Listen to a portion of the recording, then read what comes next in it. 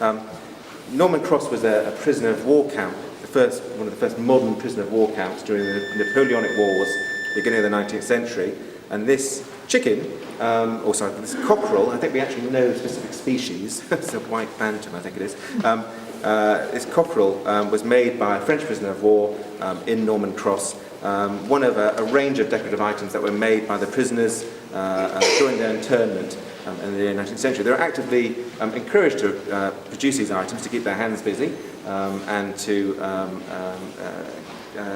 allow them to have a little bit of income. They would sell barter or they would sell things to the local community. Most of these items are sort of decorative things, boxes and mirrors and frames. I think there's only one cockerel. I think this is a one-off. I'm not quite sure what it's for, and it's a fantastic rendering of a kind of everyday, very familiar animal. Now, I said that any one of these objects in the show, there are stories behind them, and when you kind of hear those stories, these objects change and become that much more interesting, hopefully. Now, in this case, think this is a prisoner who's making this. Blades, craft tools, are not things that you have readily to hand in a prison. So the Norman Cross prisoners were making objects like this using, it seems, improvised craft tools.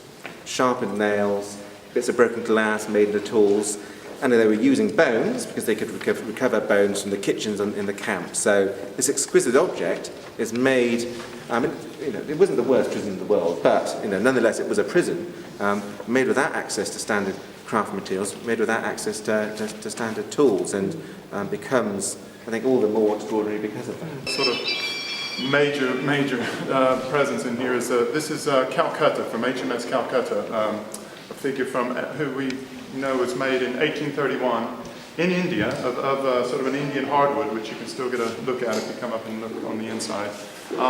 Was a boat that traveled back and forth from Britain to India and until 1908 when it was decommissioned, and at that point was taken apart and the figurehead was removed.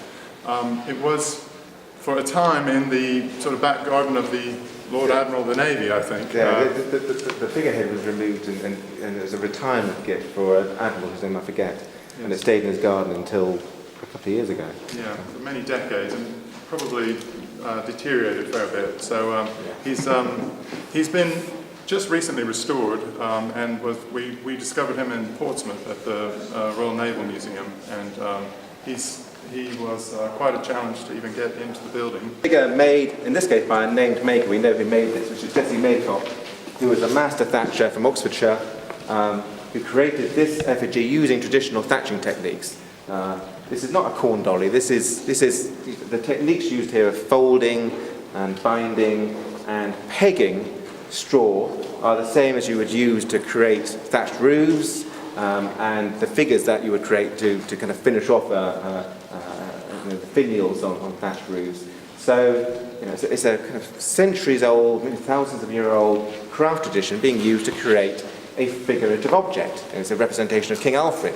Now what's slightly surprising is that those traditional techniques are being applied to a figure that was created as recently as 1961 and created for a rather odd context, which was the commemoration board of the University of Oxford. So this and a number of the objects in the showcase and elsewhere in the exhibition, I think, kind of throws up a rather disorientating, intriguing juxtaposition of tradition and the modern world, the authentic and the kind of artificial. And I think creating this figure in the post-war period when there was that revival of traditional crafts, including straw crafts, it tells us about how a notion of folk tradition and folk history were being kind of recovered and invented in the post-war period. The Museum of English Oral Life, where this object and a number of other exhibits comes from, have interviewed Jessie Maycock's family. And they tell us that Jessie Maycock didn't actually even like creating the figures, the finial figures, on thatched roofs because it's a way of letting water seep into thatching, which obviously you don't want to do because you've thatched a roof. So this wasn't something that he'd ever done before. I'm not sure he ever did it again. It's kind of a one-off moment of creating this kind of strange, almost primitive figure.